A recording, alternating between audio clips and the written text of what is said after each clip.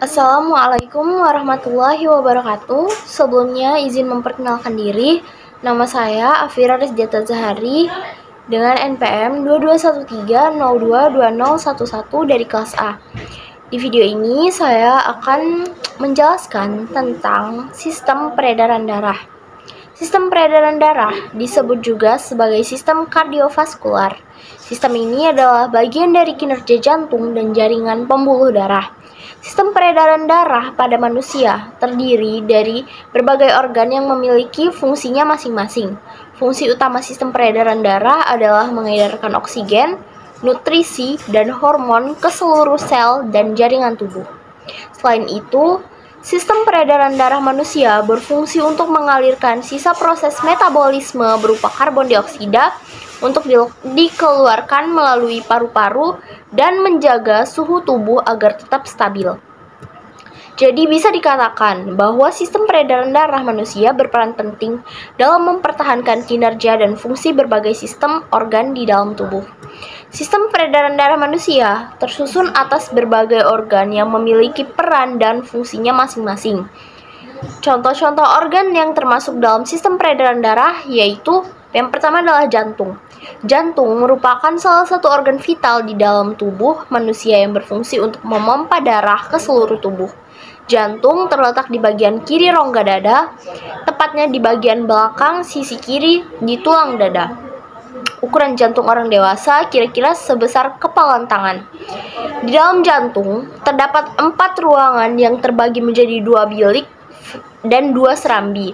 Serambi dan bilik kiri jantung berisi darah bersih yang kaya akan oksigen, sedangkan bilik dan serambi kanan berisi darah kotor. 4 ruangan di dalam jantung juga dilengkapi 4 katup yang berfungsi untuk mencegah terjadinya aliran balik saat darah dipompa. Yang kedua ada pembuluh darah. Pembuluh darah adalah bagian dari sistem peredaran darah yang berfungsi untuk mengedarkan darah dari jantung ke berbagai organ dan jaringan tubuh, maupun sebaliknya. Ada 2 jenis pembuluh darah di dalam tubuh, yaitu yang pertama pembuluh darah arteri.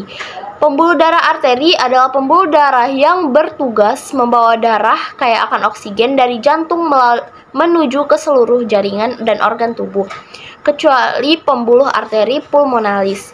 Yang kedua yaitu pembuluh vena. Pembuluh vena yaitu pembuluh darah yang berfungsi untuk membawa darah dari seluruh tubuh atau paru-paru untuk kembali lagi ke jantung. Yang ketiga ada darah. Darah adalah komponen terpenting dalam sistem peredaran darah manusia. Darah berperan sebagai pembawa nutrisi, oksigen, hormon, dan antibodi ke seluruh tubuh.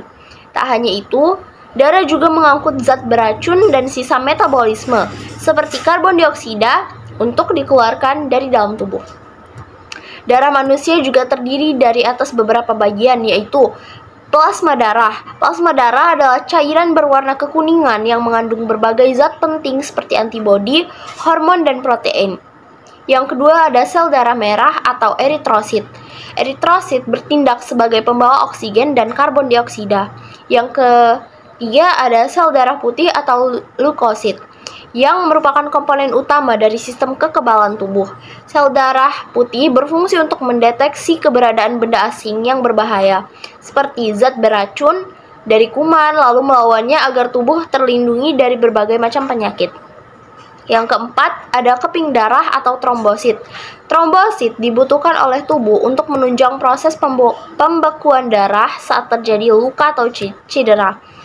Adapun gangguan pada sistem peredaran darah seperti hipertensi atau tekanan darah tinggi, sumbatan pembuluh darah arteri atau aterosklerosis, penyakit jantung, gagal jantung, aneurisma aorta, gangguan irama jantung atau aritmia, henti jantung, kelainan otot jantung atau lemah jantung, stroke, penyakit arteri perifer, emboli dan trombosis vena dalam, dan penyakit jantung bawaan. Nah, adapun cara-cara pencegahan untuk mencegah gangguan pada sistem peredaran darah, yaitu kita harus menjalani pola hidup sehat seperti rutin berolahraga, mengkonsumsi makanan bergizi seimbang, membatasi asupan garam, tidak merokok, dan juga tidak mengkonsumsi minuman beralkohol.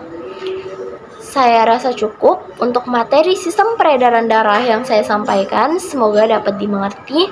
Sekian, wassalamualaikum warahmatullahi wabarakatuh.